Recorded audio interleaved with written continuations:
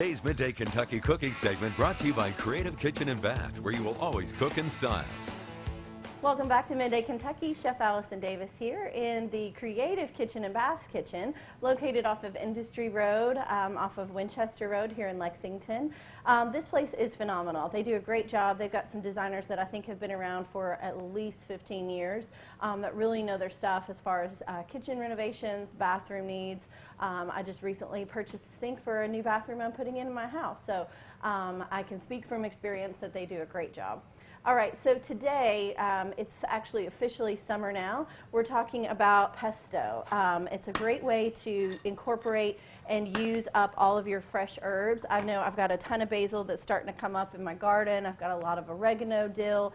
So it's a pesto is a fantastic way to just incorporate your herbs, use them up, and then you can keep them fresh in your fridge and just incorporate it into a lot of different dishes such as pastas, meats like as marinades, all kinds of things. So we're going to get right into making pesto.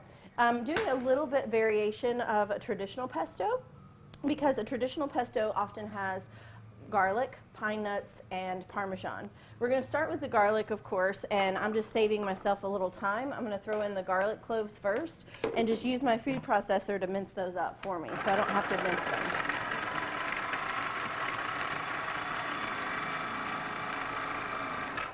Okay, so once you have your garlic mixed up, then we're going to honestly start creating this paste, right? So a lot of times, like I mentioned, a traditional pesto has the use of pine nuts. In this case, we're going to use walnuts. Walnuts are a great substitution. They were maybe a little bit more affordable than pine nuts, and they're going to give a similar texture, and they're going to secrete a natural like oil into the pesto as well. So one of the things you want to always make sure that you do is toast them. So if you can see, I've kind of browned and started toasting off these walnuts so they're nice and warm. And again, when they pulse, it's going to create a creamier pesto. All right, so we'll add in our walnuts. Go ahead and pulse that a little bit.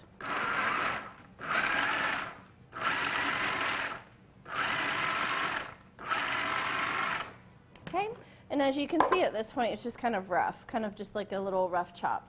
All right, we're going to take our basil leaves, and I'm just going to start adding in all of our fresh basil in here.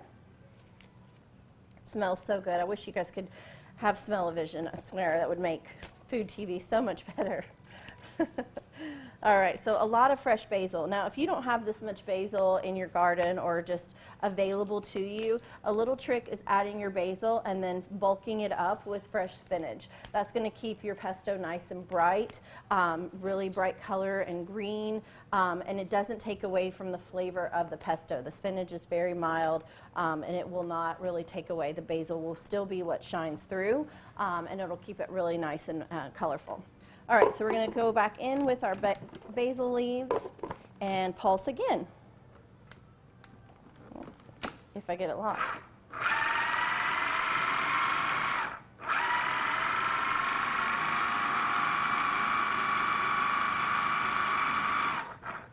All right, so I'm going to go ahead and add in some spinach, some cheese. That's the main ingredient, right, in our pesto. It can't be a good pesto without some fresh shaved Parmesan cheese. And then for seasoning, I'm just going to add some fresh, a little bit of salt, a little bit of pepper, and then I'm going to do just a squeeze of some fresh lemon juice. I really like to add that little bright citrus into my pestos with a lemon, just a little squeeze of lemon. All right, so we'll go back in, and then the final stage with your pesto is always the oil. So just kind of a slow, steady drizzle.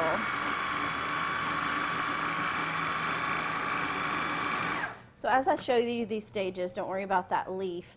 It's going to start going from what looks like a thick paste to a sauce, more or less, and that really just depends on how much olive oil you add into your pesto. So we'll keep going, and then you'll see how it smooths out as we continue to add that oil. The pesto just gets smoother and smoother and all comes together quite nicely.